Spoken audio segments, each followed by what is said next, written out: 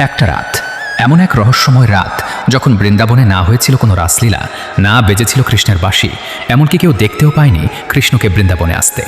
অথচ পরদিন সকালে রাধার মুখে ছিল এমন এক অপূর্ব হাসি, যেন সারা রাত স্বয়ং কৃষ্ণ তার পাশে ছিলেন। কিন্তু কিভাবে সম্ভব? চলুন শুনি সেই অলৌকিক ভক্তির কাহিনী। তখন শ্রীকৃষ্ণ ছিলেন দ্বারকায়। রাজকার্য, যজ্ঞ আর প্রজাদের সেবায় তার অধিকাংশ সময় কেটে যেত। আর বৃন্দাবনে রাধা প্রতিদিন সেই যমুনা তীরে বসতেন, যেখানে একসময় কৃষ্ণ তার সঙ্গে বাঁশি বাজাতেন। রাধার হাতে ছিল কৃষ্ণের রেখে যাওয়া সেই পুরনো বাঁশি। সেটিকে হৃদয়ে জড়িয়ে তিনি বলতেন, শ্যাম, তোমার কি বৃন্দাবনের কথা মনে পড়ে না? আর চোখ বেয়ে ঝরত অশ্রু। এক পূর্ণিমার রাতে বিরহের আগুনে কাতর রাধা চোখ বন্ধ করে শুধু একবার ডাকলেন, কানহা। ঠিক সেই মুহূর্তে দ্বারকার রাজপ্রাসাদে কৃষ্ণ নীরব হয়ে গেলেন। রুক্মিণী জিজ্ঞেস করলে তিনি বললেন, আমার রাধা আমাকে স্মরণ করছে। সত্যিকারের প্রেমের ডাক দূরত্ব মানে না। যোগমায়া ধারণ করে কৃষ্ণ গোপনে বৃন্দাবনে এলেন, তবে নিজের দিব্যরূপ নয়, সাধারণ এক গোপালের বেশে।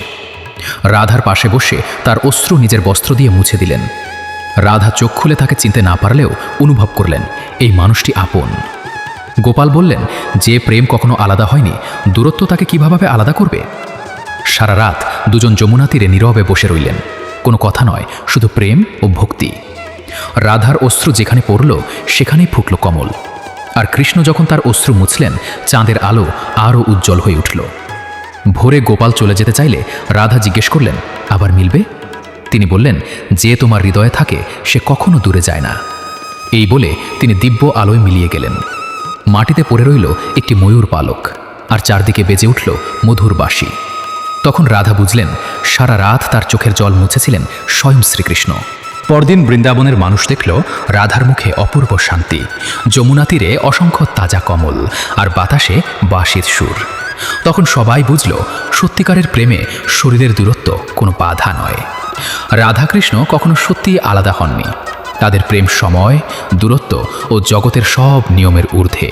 আর যে ভক্ত সত্যিকারের হৃদয় দিয়ে কৃষ্ণকে ডাকেন, ভগবান কোনো না কোনো রূপে এসে তার চোখের জল অবশ্যই মুছে দেন। যদি এই কাহিনী আপনার হৃদয় ছুঁয়ে থাকে, কমেন্টে লিখুন, জয় শ্রী রাধে।